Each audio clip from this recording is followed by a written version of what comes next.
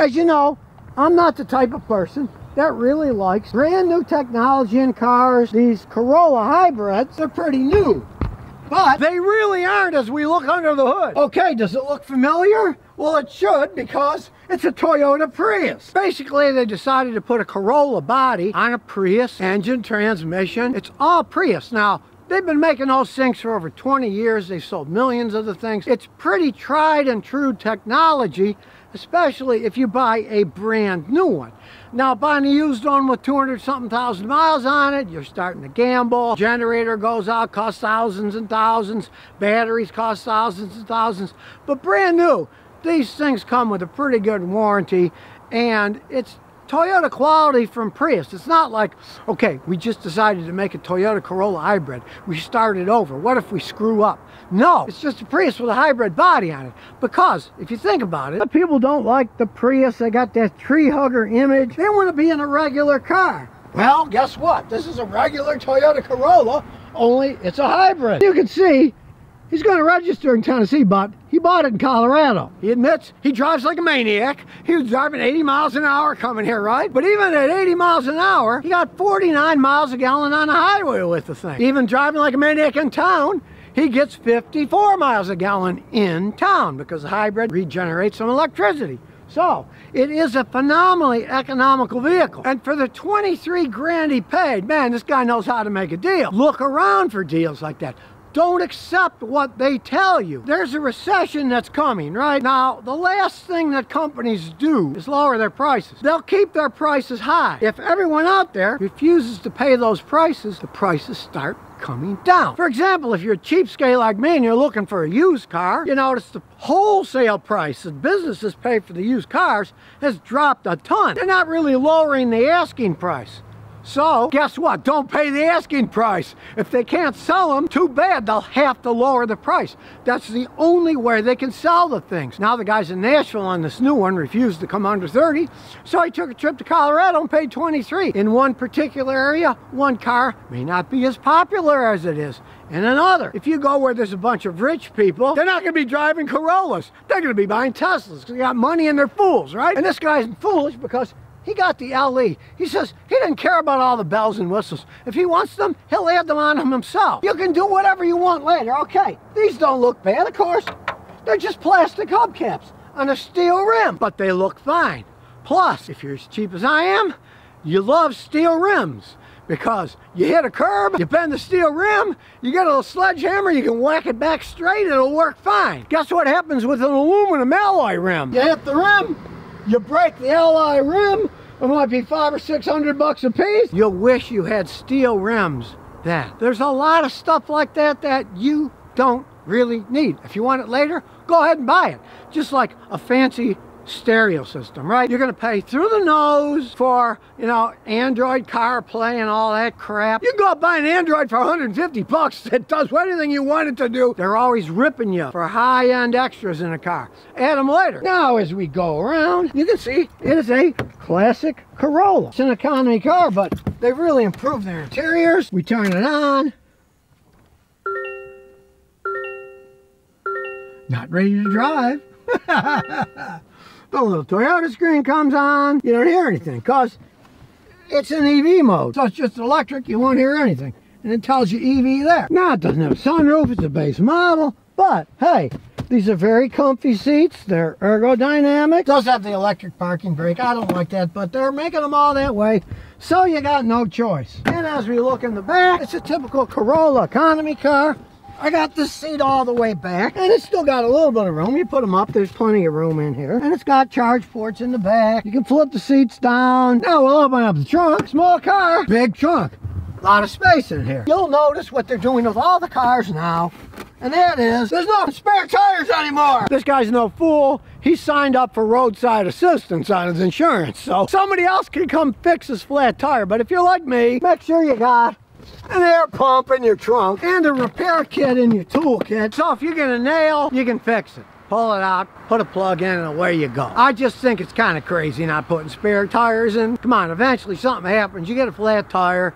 It's nice to have something you can put on and drive it somewhere instead of waiting around because they didn't want to put a spare tire in the car. Of course, it's cheaper to make them that way. I got people bringing me $70,000 cars. They don't have a spare tire either. I don't know. Some of these manufacturers, I think they've lost their minds. Not only did this guy get a deal on the price, check it out. Made in Japan. My favorite. Now, with the average price of a new car in the United States being a tad short of $49,000, he paid less than half of this for the whole car that gets 49 miles a gallon on the highway, real driving at 80 miles an hour. I just hooked this little scanner up here for a second to show you some of the complexity. And here we go, it's looking up stuff. Now, this has no code, so we're just gonna go through the powertrain. You can see engine control, hybrid control. It's got all kinds of data. And you want to talk about all kinds of hybrid data? Just the hybrid data. Check it out. 230 pieces of data. It will make your head spin. We're talking a complex machine. People may have talked about it before, but now you can see there is an insane amount of data in one of these things. All right, so we got to turn the park off. Got to push the button.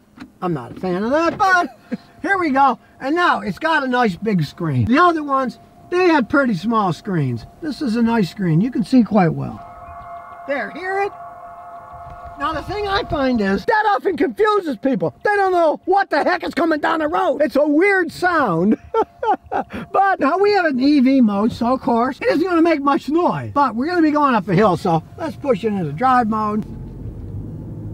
And they have upped the horsepower of this one. It is a little zippier than the original one. This is a 2023. This one has 138 horsepower. 138, you feel the difference. This is definitely faster than the older Corolla hybrid that I drove around.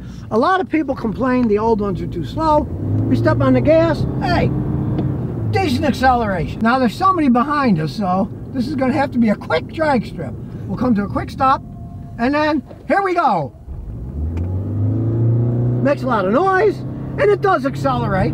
It's not bad. I mean, yes, it's not a race car, come on now, but it's got decent acceleration. Now you'll see we're going 50 miles an hour. We'll see what happens when we floor it. It isn't bad. It definitely will pull out of traffic on the highway to pass people. I'm driving like a maniac, and it's still getting 48.9 miles a gallon. And if you're into technology, you can push this crazy button here that'll self-cruise and drive itself. It says adaptive, active, pay attention to other vehicles. It's warning you, but we'll let it drive around itself a little, see what happens. It's staying right in front, and it sees the guy in front of us, so look what it's doing. It's slowing itself down by itself. That is pretty cool, I gotta say. Hey, all this for 23 grand. Old Elon, look what Toyota's doing. Nice stop signs too. There's a stop sign that's telling you. Ooh, this car's smart, I'm telling you. We're going too fast because the speed limit here is only 25. A brand new 2023 Corolla hybrid the guy got for 23 grand by traveling from Nashville to Colorado, where he got that price. He gets that kind of gas mileage, 49 on the highway, 54 in town. They definitely have a lot more oomph. They were underpowered, they made a lot of noise. But that's Toyota for you. They take feedback and use it. So what do? They added more horsepower to this. It's more fun to drive. They aren't software dudes who decide, we're gonna make electric cars for the world. They take their manufacturing seriously. As I showed you with my little scan tool, the technology on these things will blow your mind away. But it's really just a Toyota Prius, everything except for the body. You're getting a little bit lower gas mileage than the Prius because this isn't as aerodynamic as a Prius, but it's also a lot better looking too. Now, anybody who knows anything about cars knows Camrys can last a long time, but people say, oh, they're boring, I don't want a boring Camry. Well, let's see. They really don't look boring anymore. They really up their designs. Wheels, the average is about 37, the top's about 40. Plenty of power and great gas mileage. And it has tried and true technology. First of all, it has a real key. And under the hood, it has a 4-cylinder inline engine connected to an automatic transmission that is not a CVT. It is not one of those CVTs that shift weird, feel weird. It is an 8-speed transmission, an actual automatic transmission. Now, in the past, when Toyota started putting multi-speed automatics, some people whined, I don't like the way it feels. They go for gas mileage, yes. And the earlier ones, sometimes they'd hunt between gears. We'll see how this one goes, but all the newer ones that I've tried out, they don't have the hunting problems that the old one does. Understand one thing about Toyota. They build something and they gradually work at perfection. They've been making Camrys a long time. They see something's wrong, they fix it. The original Camrys, yes, they were kind of ugly. They did run forever. They tried different variants when they tried those Solaros that were kind of fancy ones. Some of them were convertibles. But their basic four-door transportation car has just basically gotten better and better as time goes on. They find problems, they perfect them. They're not like the Americans who, well, that model didn't work, let's throw that away, let's try something else. No, they have a different philosophy in Japan. They want to gradually improve how they make things. Now, granted, in the past, they weren't much on style. Well, they certainly have gone way past that, and their style has changed immensely. Nice interior, black and chrome, and of course, it's a four-door. Plenty of room in the back, and at the same time, they have a really good combo of rideability and handling. Some people who really want handling, yeah, you wouldn't buy this. You'd buy the Camry TRD. It's got a much stiffer suspension, corners like a scalded ape. I mean, they really are fun to drive. But I took my wife on a ride in a TRD. She hated it. And she's driving a 20-year-old Lexus. She likes a nice, smooth ride. I take her for rides in regular Camrys. She loves it. It's just that the TRD has a really set-up suspension system so you can zoom around like a lunatic. That's not Toyota's market with this Camry. It's for people who want a nice four-door car that can run forever. I see them all the time, 500, 600, 700,000 miles on it. Change your oil every 5,000 miles. These things will generally last indefinitely. This 2.5 liter engine is excellent. Of course, it's got a timing chain on it. And the small problems that Toyota had ages ago, like my grandson's 2007 Camry that's got that horrible four-cylinder engine that they made for a few years that burnt oil like mad. That's way in the past. These aren't oil burners. And as we go inside, start her up.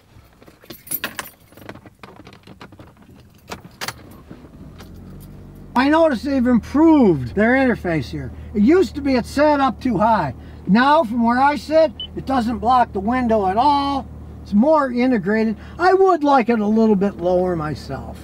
I would have designed it a little bit lower, but that's what Toyota's doing. Fancy automatic transmission. You can go eco mode, normal mode, sport, or if you want, you can shift it yourself. Very easy to use. And since it has an actual automatic transmission, you are actually shifting gears. This isn't a CVT that's pretending to shift gears to the marvels of modern computers and hydraulics. This is actually shifting gears. We'll try it out later. Now the seats are faux leather, but they're very comfortable, and this stuff tends to last quite some time.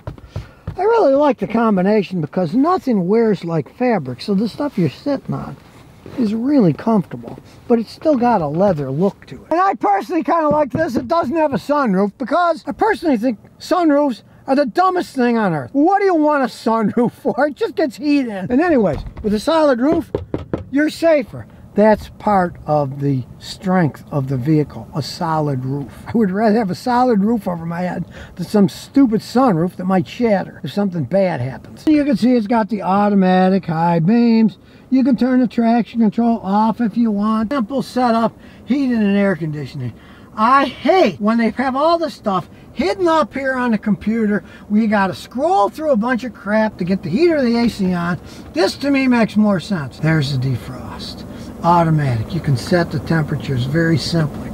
Turn it off if you want. Turn it on again. Then when you change the speed, you just push the button here. You're not pushing your fingers all over.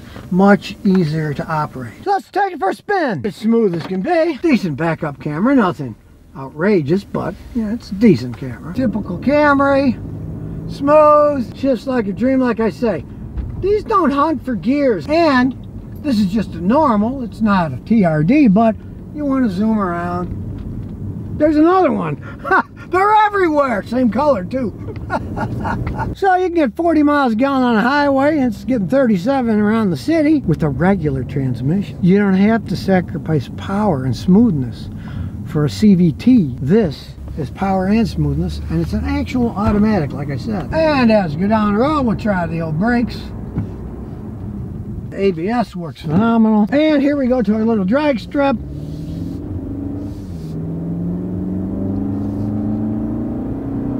We're almost there. Makes a nice throaty sound too. It's not dull like the old Camrys. It leaves a little bit of sound. And nobody's behind us, so we can come to a stop. And we'll turn the traction control off. And here we go.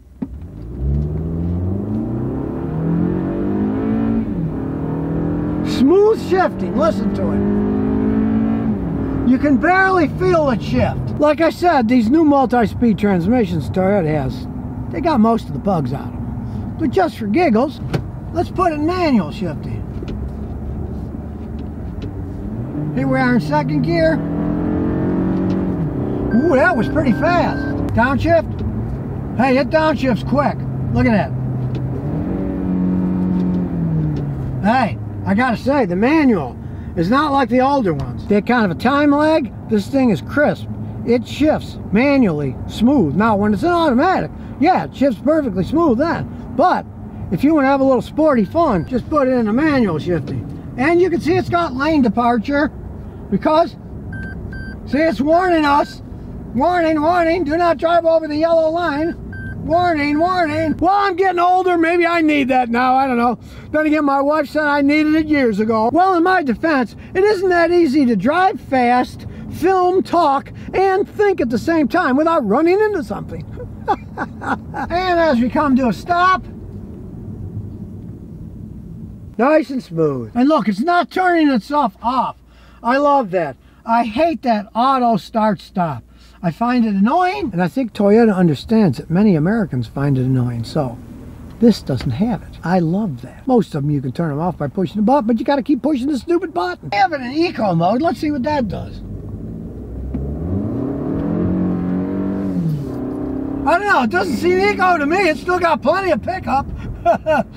Some of those eco modes are slow. Hey, it didn't slow it down one iota. It's got the modern conveniences right there. It's telling you the speed limit. And unfortunately, you can also see it from the passenger side, so my wife would see how fast I was going over the limit. Well, you can't have everything. Usually the heads-up display, this doesn't have it. You can't see from that side, so I would rather have a heads-up display that has a speed limit on the windshield where I can see it and my wife can't. Now, even though this isn't the Camry TRD with the really trick suspension, this thing still is fun to drive in the twisties. It still has pretty crisp handling, no particular over or understeer. Of course, it's beeping at me now because I'm not using the turn signal while I'm playing around. Now watch, I'll put the turn signal on. Now it won't beep because it knows I have my turn signal on. So I guess that system won't help those crazy people that are driving down the highway with their turn signal all the time, because it won't beep at them if they go over the line because they have their turn signal on. So machines can't keep fools from themselves. Realize that. They're not miracles. Fools will still continue being fools, whether computers are advising them or not. So there you have it, a 2022 Camry. Now, the owner traded in a Mustang that had 14,000 miles. Not because the Mustang was falling apart, but because he didn't like 13 miles a gallon anymore. And he's getting almost 40 on this thing. And he says this is just as much fun to drive around. It really handles quite well. And I do have to say, for all the people that whined about Toyota multi-speed automatic transmissions, hunting for gears and not feeling right, this feels perfect. Whether it's by itself, extremely smooth, or putting it in manual and really zooming it. That's what impressed me, because the older ones, you'd shift them up and down manually. There'd be a little bit of a wait, sometimes even a second, for it to go up or down in gear. Felt sloshy. This didn't feel sloshy, because realize, this is not a CVT transmission. It isn't doing fake gear changes, because CVTs don't have gears. It is changing actual gears. It's going 5, 6, 6, 5, 4, whatever.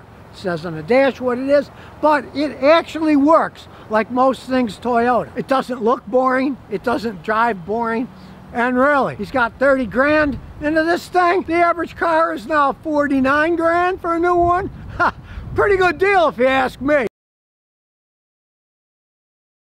Now they only make a limited amount of these, so there's one big drawback, and that's the price, all right? They list for around 40 something. Well, yeah, okay, you paid 60 for this. You're gonna pay money. I saw people on the East Coast pay over 75 grand for these things. They aren't cheap, but if you can get them at least close to MSRP, you're gonna do okay, because these things are already collector's items when you buy them brand new.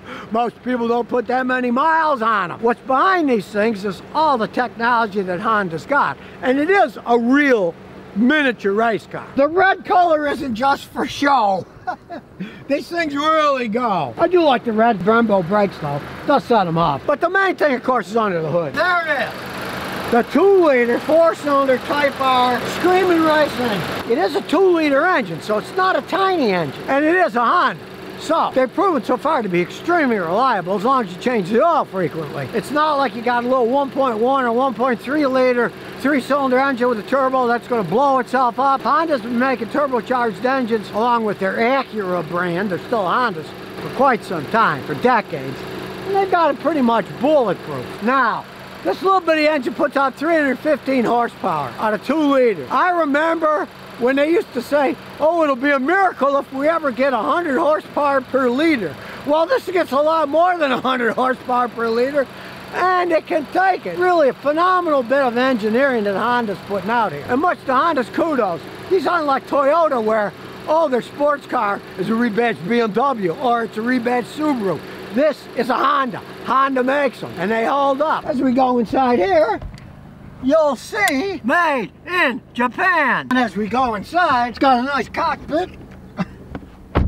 Solid door. Of course, it's a 6-speed individual setup.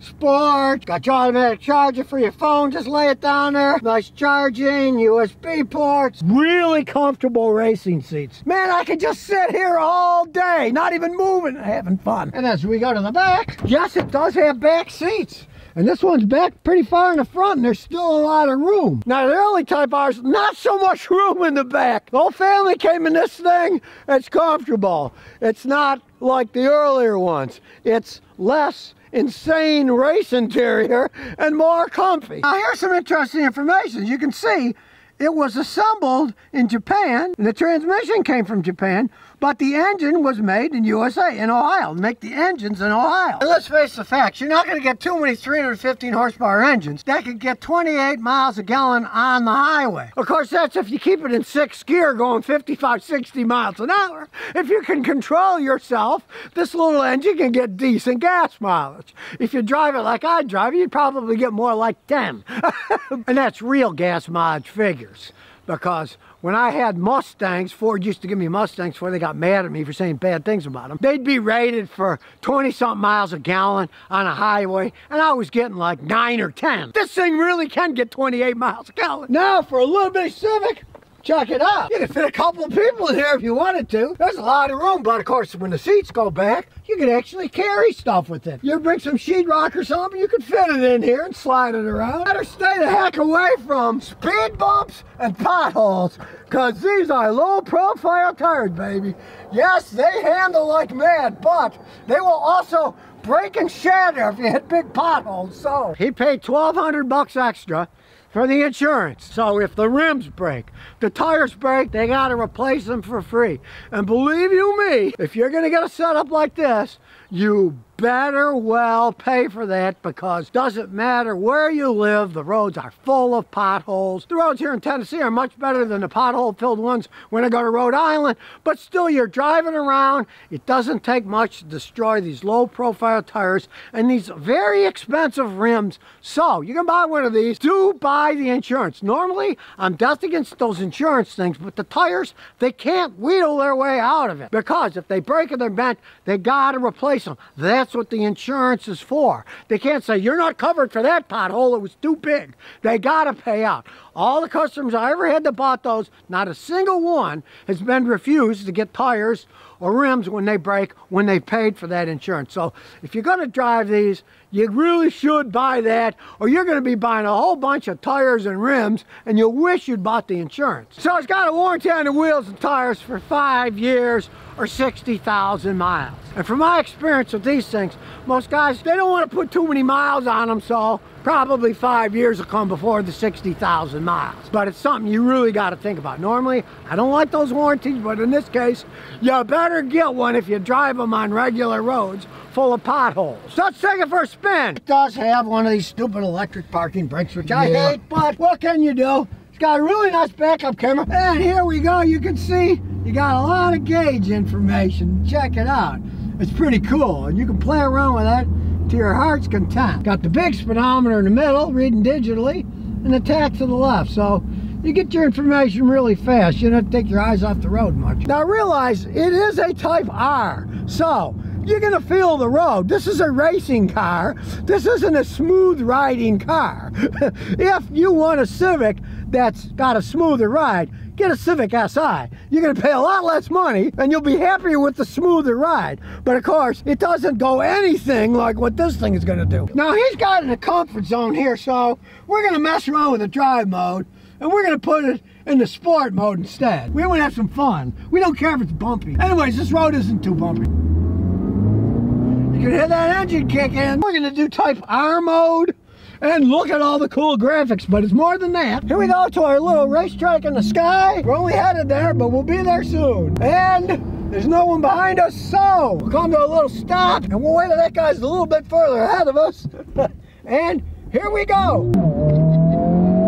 This thing is fun to drive. Woo!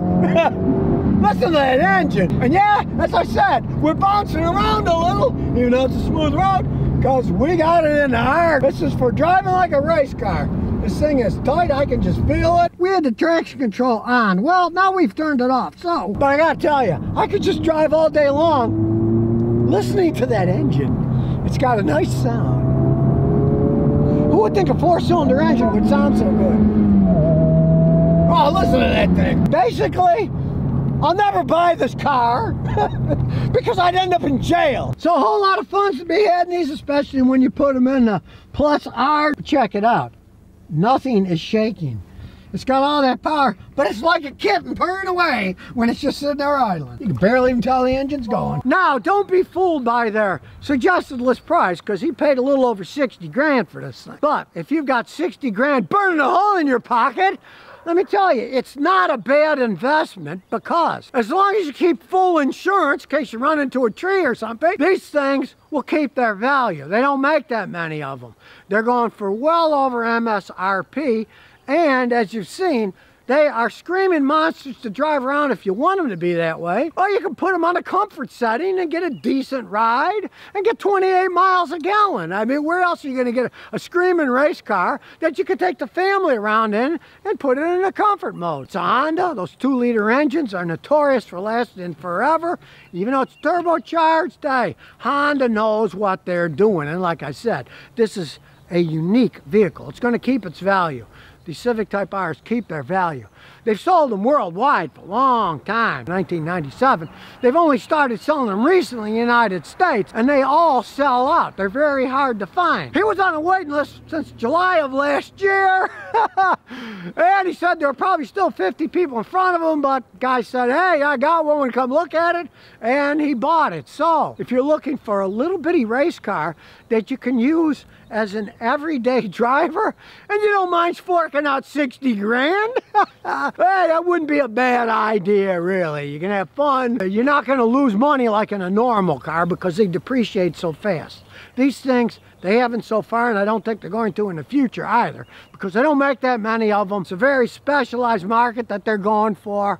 Hey, you get a 2-for-1. You can drive your family around, and when they're not around, you can drive like an absolute maniac. So if you never want to miss another one of my new car repair videos, remember to ring that bell.